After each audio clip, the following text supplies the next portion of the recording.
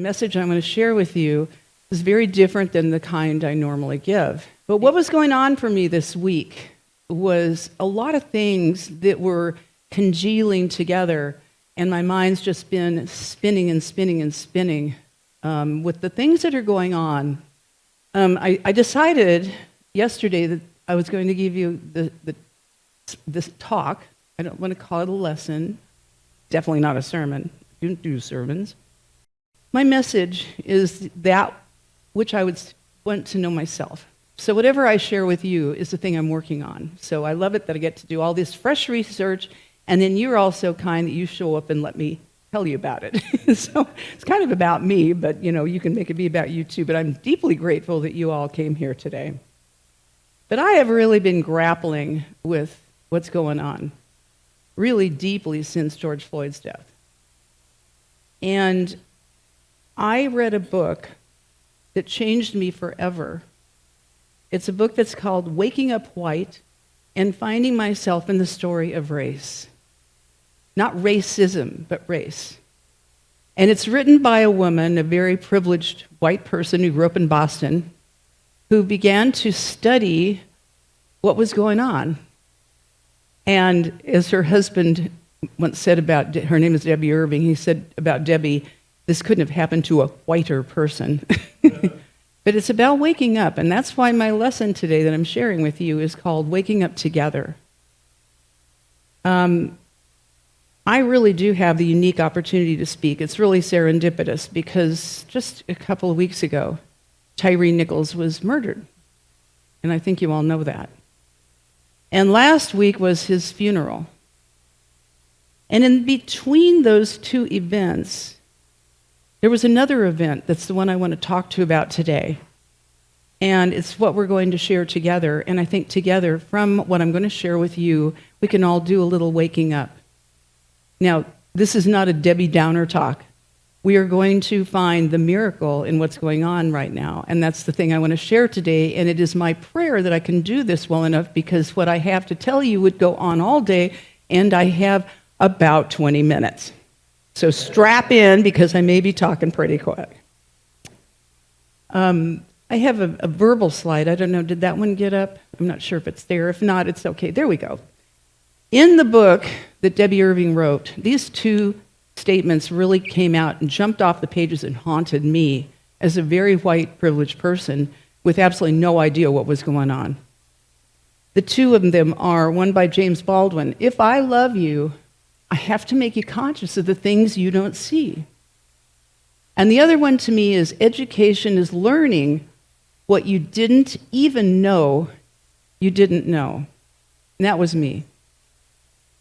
And I love you, and I love myself, and I love my country, and I love my world. And so as I am waking up, my goal, my desire, my heartfelt desire is for us to share in waking up together. Because there's a lot to wake up to, and when we first begin to wake up, it's like a bath of cold water poured over our heads. It's chilling. What goes on in this world can be chilling. What we've seen just a couple of weeks ago is chilling. But what I also have come to know is that not everything that is faced can be changed, but nothing can be changed until it's faced. And so part of it, facing it in this environment, in this beautiful spiritual environment, is to be able to take that which we see out in form in our world and carry it into spiritual context. And if you've been in the rooms for the last few weeks, this is exactly what Reverend Kitty has been talking about, is how to see what's going on through spiritual eyes, not as a justification, but as a realization that it truly is that we have choice all the way through, along the way, whatever we see, we can either go bitter or better. In these rooms, we learn to go better because we learn to align with unity and not separation. I was reading, it said, after the global shockwave of the death of George Floyd, a growing body of us in the world began to reject the crippling beliefs that we exist apart from the rest of life, that we're born evil, that we cannot be trusted with freedom. Worldwide, there are scores of us now who do believe that we are one with the One. We sense how our global connectivity empowers us to transform this world through our thoughts and our feelings, and, fifth principle of unity, our actions.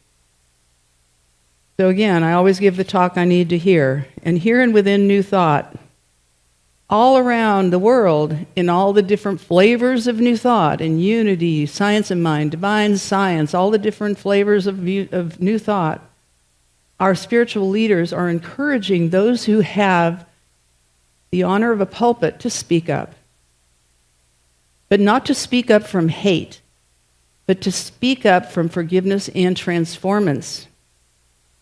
And there's a kind of a wild realization that the people we are looking for are the people we are looking with, at, and through the people who we're looking at in our own mirrors.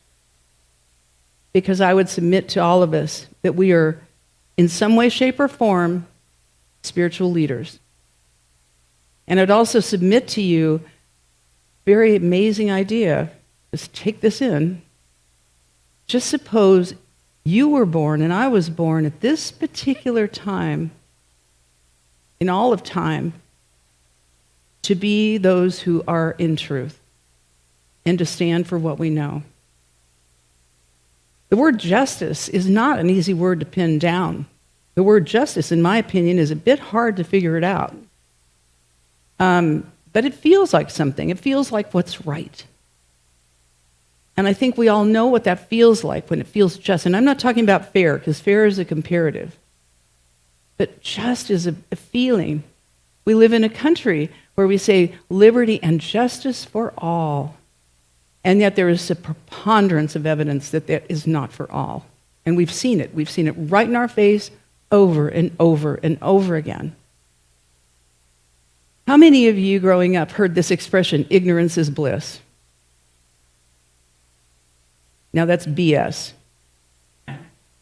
That stands for belief system. I don't know what you're laughing at. But it's a belief system. But there's another belief system that I go with. Knowledge is power. Because I trust that when I know better, I do better, and I think you do too. When we know, when we really know viscerally in our hearts that we really are one, not just in theory, but in reality, that science is proving it, quantum physics is proving it, it's provable. There's only one of us here, one global heart, one global mind, of which each of us is an individuality with free will. And even though a lot of us, many of us in this country, in this world, are not free, many, many, many millions of people are not free. Thousands are incarcerated. Many thousands are incarcerated inappropriately. There's one place that they will always be free, and that's in our minds. Because we can always learn to think better, to be better. So I have a really heartfelt and very personal message I get to share with you guys today. And a lot of you folks know some of the players in the story I'm going to tell you. And I want to put up our first slide. Many of you know Maya Moore. You've probably heard of her. She became one of the most fabulous, acclaimed professional players in the WNBA. She's won just about every award you can get, one that nobody could even get because it was a shoe designed for her by Michael Jordan. She wears the number 23, and the reason she wears the number 23 is because she originally wore the number 32, but when they didn't have it available at her University of Connecticut, she took 23, partly because that's Michael Jordan's number. Maya became one of the most renowned basketball players we've ever known. And in this environment, what makes it so personal is that there are so many of you who are here or online that were part of the church that we had, the DuPage Center for Spiritual Living, back in the early 2000s, right around the time that Maya was, she was fabulous from the beginning. She was always a basketball player, and she was great in high school. And then she went to University of Connecticut and broke all records. And it was just, she had the most fabulous coach, Gina Oriyama. And what was really cool is it was at a time when Michael and I were co-pastors at a church where her grandparents, Bob and Katrina Moore, were a part of the church. And many of you met Bob and Katrina because they now have moved to another state, but they used to come to Unity in Naperville, a very handsome couple of color, older people. And if you met Bob, you never forget him. He knows everyone in the room before he leaves it. But she was raised by two beautiful parents. One beautiful parent, she had a mother, and grandparents, beautiful godparents, all these people surrounding her. Maya has a heart of gold. We used to go watch her play. She was such a team player. She was such a part of the team she was in. It was never grandstanding with Maya. It was all about the team, all about the team. And we got to watch her. We would go, her grandparents would rent a bus for us, and we would go see her when she'd be at Marquette, and we'd go out to DePaul, and we got to see her rising star. And then we all got to celebrate when she won 2 gold medals in Olympic teams, one of which, by the way, was in 2016, Rio de Janeiro, and one of her teammates was Brittany Griner. Well, Maya kept doing her basketball, and she kept going, and she became a professional player with the Lynx. And through it all, with all the time we knew her grandparents, who were at church every Sunday, the whole thing, what we didn't know is what was going on in the world of Maya. So before we change this slide, don't change it yet. She was pretty young there. I think she was still in her teens, perhaps. But I'd like you all now to close your eyes. And I'd like you just to picture, where were you? And what were your thoughts and dreams and fears and worries when you were 16 years old? What was running your show when you were 16 years old? You know, you think about the people you might have had problems with, relationships, breakups with the guy or girl, you know, grades, family on your back, the job you're trying to do, whatever it might have been, clothes, were you conforming, whatever it was. Just give it a minute and just kind of get your 16-year-old person in perspective. And now I want to invite you to open your eyes and meet Jonathan. Next slide. This is Jonathan Irons. Jonathan Irons in this picture is 16 years old. And he was living so far below the law, the realm of poverty, he said they actually had to climb up to get to poverty. In his environment, he had no parents. His grandmother was raising him in a lean-to house, rickety little house, that was actually the 3rd house built on the property. Their first house had been bombed by a Molotov cocktail by some anti-racist people that didn't want them there. They built again, that one burned down, so they had this little tiny house that he was living in. He was 16 years old, and at that point in time, he'd only had one job. He'd almost gotten in a gang, but he decided to try to get in one job, do something fair. He got the one job. He became a fry cook at a McDonald's. And one night while he was walking home from McDonald's, a policeman saw him walking, did the fast U-turn, screamed at him to lay on the ground, put him in handcuffs, threw him in the back of his his car, put him in jail, stuck him in jail for 20 hours. Nobody told him why. Nobody explained why. He didn't know why. He was so terrified when he was on the ground, he wet himself. So for 20 hours, he sat there in his greasy clothing, urine-soaked, the whole thing. Finally, somebody walked up, opened the window up, and said, "Where are you in here?" And he goes, "I don't know." And a few minutes later, they opened it up, said, "You can go." He was now late for work, and he lost that job at McDonald's. While he was 16, a few months, weeks, something later, he was picked out of a lineup and falsely accused of having done a robbery. It was not a murder, but it was a robbery. 16 years old, he was put into county jail. He was in county jail for 2 years till he was 18, at which point he finally got a trial. And he thought, okay, now I'm going to get some justice. Now there's going to be adults. He's a 16-year-old kid. Now there's going to be some adults that'll help me get out. And he had an attorney. He was supposed to be working with him and everything.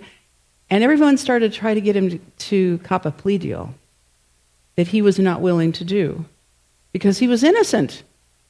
So he wasn't going to compromise. They made him a scapegoat. They gave him 3 counts, the first being 25 years in prison, the second being 25 years in prison, and the third being 15 years in prison, meaning that if he served the whole term, he wouldn't be out until he was in his mid-80s. And then they put him in a bus and they drove him up to this place. Next slide. That's called the Walls. It's a horrifying Missouri State prison. And he was put in there with very bad people at the age of 18 years old. Now, he served in there 23 years. And that job at McDonald's was the last one he'd had forever. The thing about this is how easy it would have been to become completely despondent, to give up, to get angry, to want to kill, to want to do something in retribution. But that's not how Jonathan rolled. Jonathan began to realize, and I have to tell you this before we move up. When he went in here to the holding room, above the door of the holding room, there was a sign that said, "Welcome to Missouri State Prison. Leave all your hopes and dreams behind you." Welcome to prison, 18 years old. But he didn't give up. He did not give up. The story goes on, and that's why it was so hard to figure out how much to tell you today. Because the thing about this story is so remarkable is he didn't give up on himself. And he attracted people to him that began to make him realize that he really was valuable. One person he attracted was the choir and the piano director for the chapel. That beautiful man became his surrogate father. And at one point, when he was listening to Jonathan talk and sing, when he was singing, he said, "You have perfect pitch." And Jonathan wrote, "No one had ever used the word perfect about me in my entire life." And he began to realize that through this man's eyes, he was valuable, he was precious, he was important. He started going to church. He started going to the library. He began to read law books that made him so tired because he was a 16-year-old kid when he got stuck in there. Now he's sitting there reading big people's library. He literally at one point said he fell asleep. Next thing he knows, he woke up and there's drool all over the law book because he couldn't keep awake because he didn't understand. So what he began to do, get dictionaries and thesauruses, and he began to understand. And what he came to realize, he said, "My life matters. I know that now. I'm going to make something out of it, even in a place like this." And this is what he realized. He said, "I decided if I couldn't go to university, I could turn myself into one." So there's a really amazing quote by Ezra Taft Benson that's in one of my gazillion books. And I've paraphrased it a little bit, working with the law. And it says, "The law works from the inside out. The world works from the outside in. The world would take people out of the slums." And I'm using the word Christ consciousness, as we know. We're talking about the anointed idea, the anointed consciousness within each of us. Christ consciousness takes the slums out of the people, and then they take themselves out of the slums. The world would mold people by changing their environment. Christ consciousness changes men, people, who then change their own environment. The world would shape human behavior, but Christ consciousness can change human nature.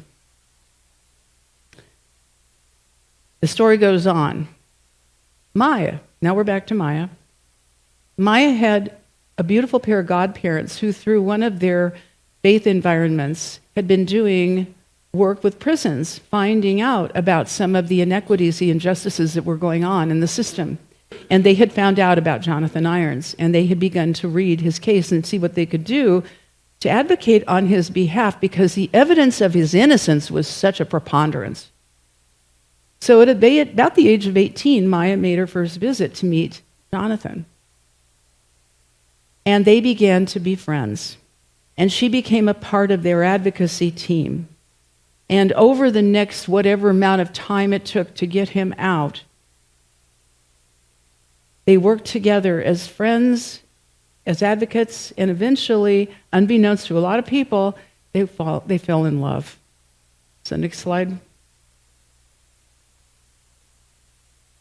3 days after Jonathan got out of prison, he proposed to Maya. He had in fact proposed to her in the jail while she was in there, but he had done it with a caveat, which was, if I don't get out, I don't want you to be stuck. I want you to go on and have a beautiful life and have children and all that. There's an amazing picture, and there's so much you can go and look at and read, and I'm going to show you a book in a moment, but there's so many things about this story, and the picture of Maya standing outside the courtroom, actually not standing, she's literally on her knees, hunched over in prayer and tears as they're bringing him out into his freedom, the day that he became free. Thomas Paine, one of our patriots back in 1776, said, "I love the man that can smile in trouble, that can gather strength from distress, and grow brave by reflection." So we now have a happier story. Okay, let's show the next slide. This is Jonathan on that birthday. This was his first birthday party as a free adult man. While he was in jail, he became a leader. The choir director was actually teaching him to be an effective leader and speaker and guide. He became an amazing librarian and research assistant, and he taught many, many people how to do it. He was a light in that prison for years. One of the things he did as he was in his 23-year incarceration was he became eligible to take care of the dogs, the prison dogs you may have seen. So now, in addition to the work he's doing with Maya and other groups, he also has a business of working with ethical dogs and helping people train their own dogs. So what do we teach in New Thought? We teach that it's all simple, that God is all there isn't anything else, there never was, never will be. And that is what I am, and that is what you are. We are all compelled to be that. Jesus was a great example, and we ought to follow his teaching, seeking to make it practical in our own everyday living. The leaders we need are the ones that are looking back in our own mirrors every morning. And it doesn't mean we have to do big things. As Mother Teresa said, do great things, small things with great love. To me, I'm doing this today because of love. I know the timing was such that I was able to come up here and share this story with you, because the minute I started reading this book, which came out coincidentally between the time of Tyree Nichols' death and his funeral, this beautiful book, Love and Justice, by Maya Moore Irons and Jonathan Irons, has come out and is now available, and it's being highly acclaimed. I encourage you to read this and books like this. It's one of the ways that we can wake up together, because you can't see what you can't see.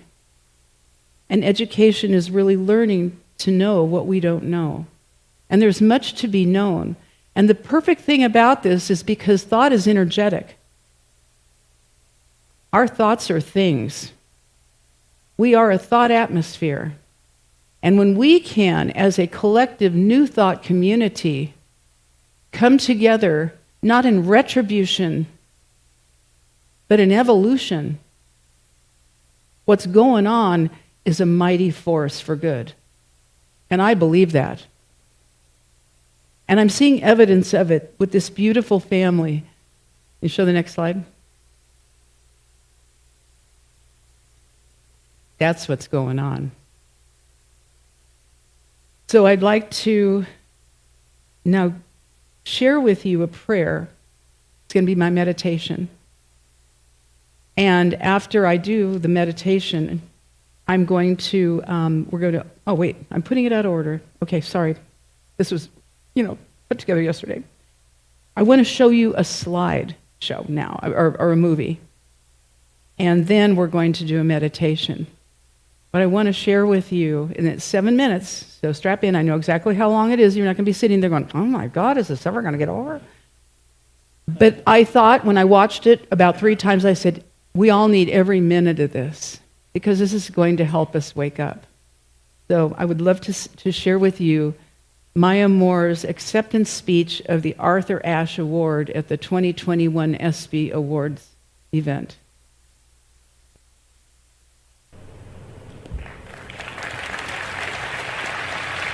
It is an honor to welcome this year's recipient of the Arthur Ashe Award for Courage, Maya Moore.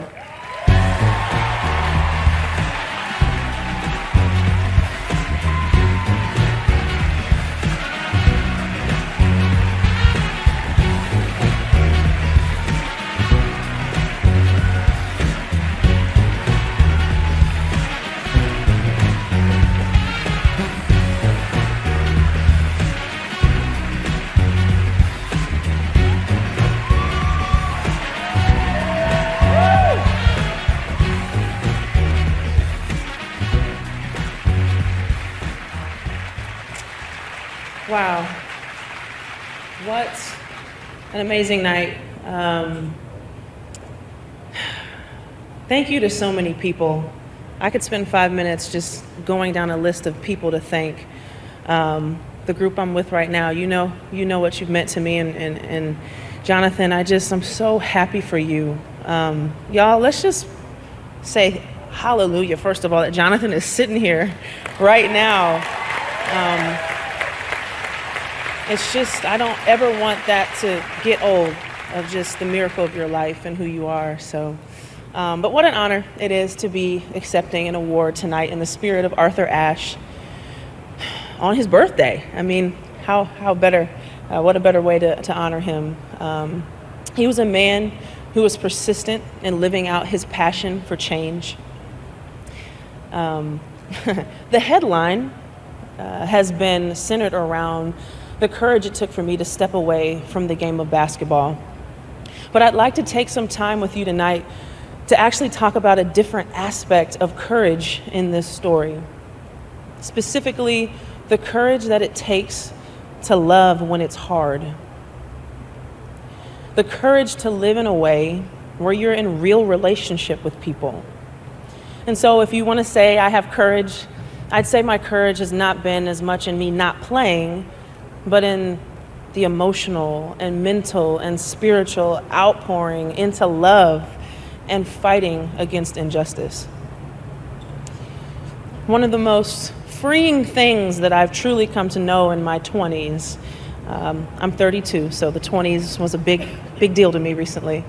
But one of the most freeing things I've come to realize is that I'm a created being, wonderfully made in God's image. And that means I don't have to define myself, but my all-knowing, all-loving, all-powerful Creator has designed me for a beautiful purpose. I'm sure I'm not alone in wrestling with the question of what it means to be human. And for me, the combination of knowing Jonathan, getting the courage from speaking out with my teammates in 2016, on top of just trying to prayerfully walk with the Lord, those all led to the first heartbeats of Win with Justice, or simply a call to bring dignity to all human beings, especially our most vulnerable. Our nonprofit is a social action platform meant to help inspire, educate, and equip all of us to be active participants against prosecutorial misconduct in our justice system. Prosecutors are uniquely positioned to help remedy unjust sentences. They're called to serve the people and fight injustice. And true justice doesn't only mean getting convictions. Now that Jonathan is free, we're able to really shift our focus to equipping people with tools for change. That's why we're partnering with For the People, a leading national nonprofit that supports prosecutors and family members as they seek to remedy unjust sentences. Together, we're offering a new tool to win with justice: prosecutor-initiated resentencing. It's for prosecutors, it's for community members who are all working to bring their loved ones home.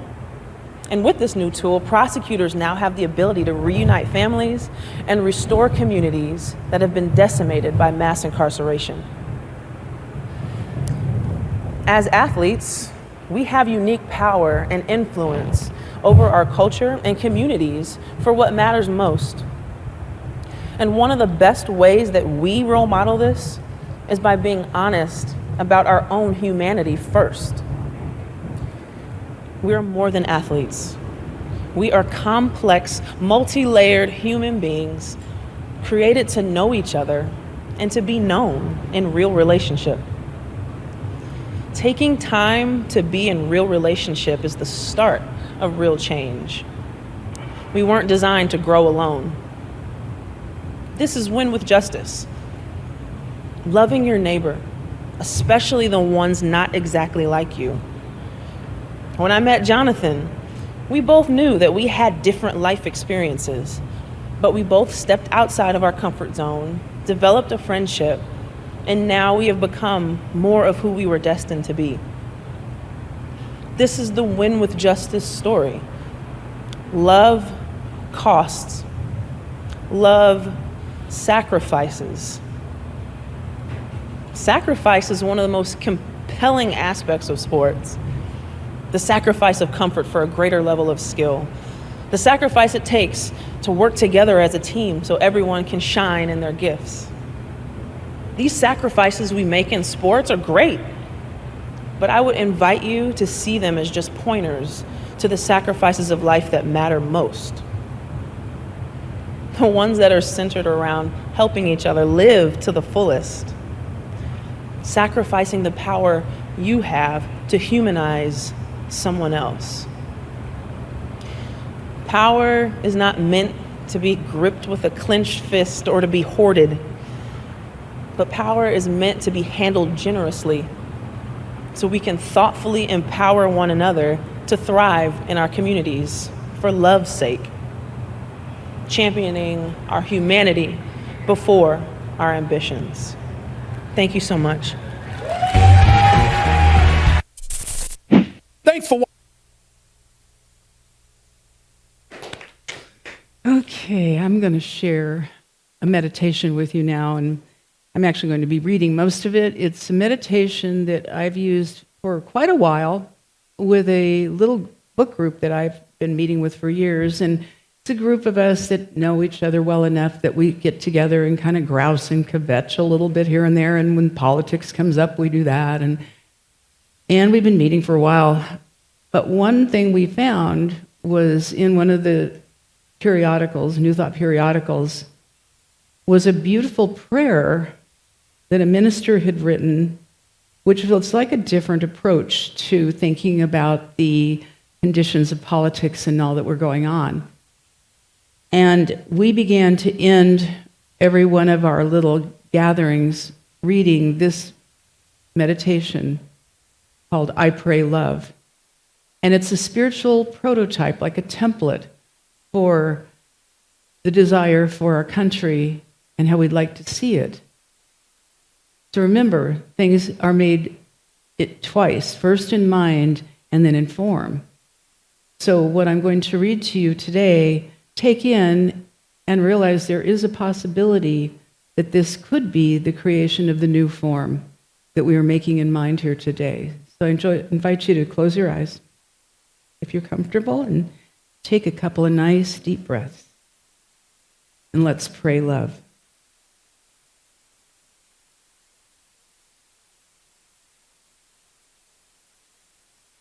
I pray for our U.S. government that it honor and reflect our nation's diversity, be high-functioning, and committed to justice and inclusive outcomes toward a world that works for everyone. I pray for our congressional leaders that they work in a harmony toward the highest and best for all Americans and all people.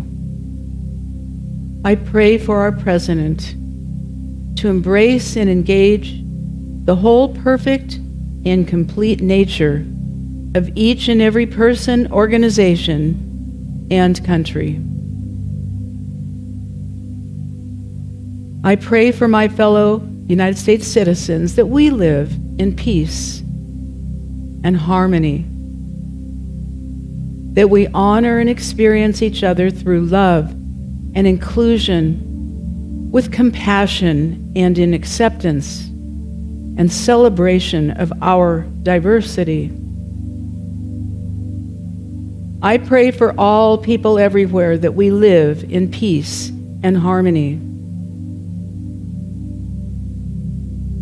I pray we recognize and realize our oneness, that we live in unity and honor our diversity as members of this amazing human race.